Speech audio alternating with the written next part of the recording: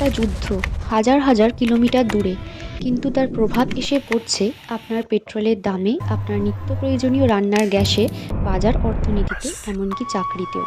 America আর ইরানের চলমান যুদ্ধ এখন শুধু মিডল ইস্টের সমস্যা নয়, এটা এখন ভারতীয় অর্থনীতির ক্ষেত্রেও একটা বড় সমস্যা হয়ে দাঁড়িয়েছে।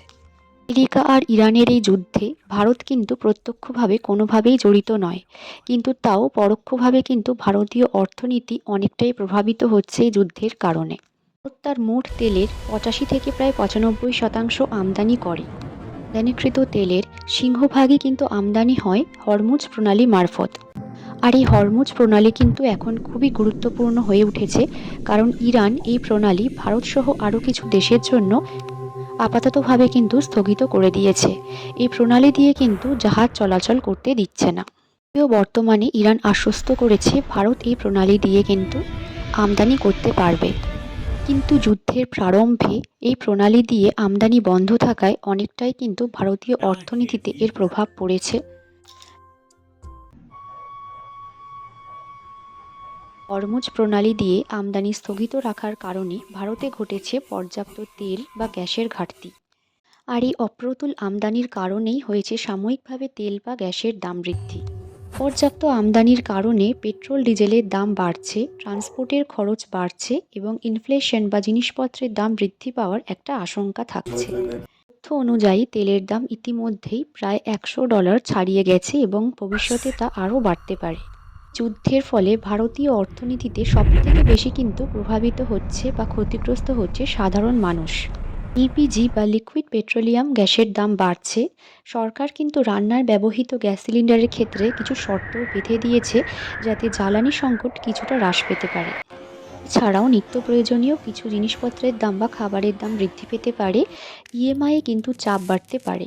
তথ্য অনুযায়ী বিশ্বজুড়ে ইনফ্লেশন বাড়ছে, আর G20 দেশগুলিতে আনুমানিক প্রায় 4%-এর কাছাকাছি পৌঁছতে পারে। শুধু বাজার না, শেয়ার মার্কেটেও কিন্তু এর প্রভাব পড়ছে। মার্কেটে গ্রাফও কিন্তু কিছুটা নিম্নমুখী হয়েছে।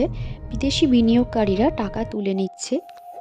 সেন্সেক্স বা নিফটির ক্ষেত্রেও এর প্রভাব পড়ছে। টাকা দুর্বল হচ্ছে বা টাকার মূল্য কিন্তু হ্রাস পাচ্ছে। তথ্য অনুযায়ী বিদেশি বিনিয়োগের প্রায় $12 বিলিয়ন তুলে নেওয়া হয়েছে, যার ফলে ভারতীয় অর্থনীতিতে কিন্তু এর অল্প বিস্তর হলেও প্রভাব পড়ছে। এর ফলে শুধুমাত্র তেল বা গ্যাস আমদানি কিন্তু ক্ষতিগ্রস্ত হচ্ছে না, ব্যবসার ক্ষেত্রেও কিন্তু এর নেতিবাচক প্রভাব পড়ছে। শিপিং রুট হরমুজ প্রণালী বন্ধ থাকার কারণে আমদানি দেরিতে হচ্ছে বা আমদানিতে অপ্রতুলতা আসছে। এমএসএমই সেক্টরেও কিন্তু কিছুটা এর প্রভাব দেখা যাচ্ছে। রিপোর্ট অনুযায়ী অনেক পণ্য বন্দরে আটকে আছে এবং ব্যবসার ক্যাশ ফ্লো কমে যাচ্ছে। এখন আমাদের প্রশ্ন হলো, ভারত এখন কি করছে? এর বিকল্প সমাধান হিসেবে ভারত কিন্তু রাশিয়া থেকে বেশি পরিমাণে তেল আমদানি করছে এবং কিছু বিকল্প এনার্জি স্ট্র্যাটেজি দিয়ে বর্তমান যে তেল বা গ্যাসের বা জ্বালানি যে সংকট, সেটার সাথে মোকাবিলা করার চেষ্টা করছে। তথ্য অনুযায়ী ভারত রাশিয়া থেকে রেকর্ড পরিমাণ তেল কিনেছে। কিন্তু সবথেকে বড় ভয় হলো, এই যুদ্ধ যদি দীর্ঘ হয় তাহলে তেলের দাম কিন্তু $200 পর্যন্তও যেতে পারে। ইন্ডিয়ার গ্রোথ স্লো হয়ে যেতে পারে এবং চাকরি ও ব্যবসার ক্ষেত্রেও কিন্তু বড়সড় সমস্যা দেখা দিতে পারে। সরকারও কিন্তু এই ব্যাপারে বলছে শর্ট টার্ম ইকোনমিক স্লোডাউন হতে পারে। শেষে বলতে পারি, এই যুদ্ধে আমাদের দেশ কোনোভাবেই প্রত্যক্ষভাবে যুক্ত নয়, কিন্তু পরোক্ষভাবে ভারতীয় অর্থনীতিতে এবং আমাদের দৈনন্দিন জীবনে এর প্রভাব কিন্তু প্রতিফলিত হচ্ছে। ছিল আজকে আমাদের আলোচনার বিষয়বস্তু।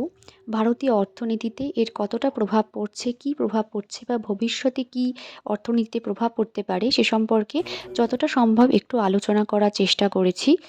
খুব শীঘ্রই আমরা এই যুদ্ধের কারণে তৈরি হওয়া অর্থনৈতিক সমস্যা থেকে মুক্তি পাব এবং নিত্য প্রয়োজনীয় আমাদের তেল বা গ্যাসের আমদানি যেটা অপ্রতুল হচ্ছে সেটা আবার স্বাভাবিক হবে এবং আমরা আবার একটা স্বাভাবিক জীবনে ফেরত যাব। অনেক ক্ষেত্রে দেখা যাচ্ছে জ্বালানি নিয়ে, বিশেষত গ্যাস এবং তেল নিয়ে অনেক কিন্তু রিউমার্স ছড়ানো হচ্ছে। সময় কিন্তু সরকারি নির্দেশিকাকে ফলো করবেন। গ্লোবাল নিউজকে, বিশেষত ফাইন্যান্সিয়াল নিউজকে ইগনোর করবেন না, কারণ সেটাই কিন্তু ঠিক করে দেবে আপনার ফিউচার ইকোনমি। এর আলোচনা এখানেই শেষ করছি। দেখা হবে আরেকটি নতুন ভিডিওতে নতুন আলোচনা নিয়ে। ততক্ষণ সচেতন থাকবেন, এগিয়ে থাকবেন।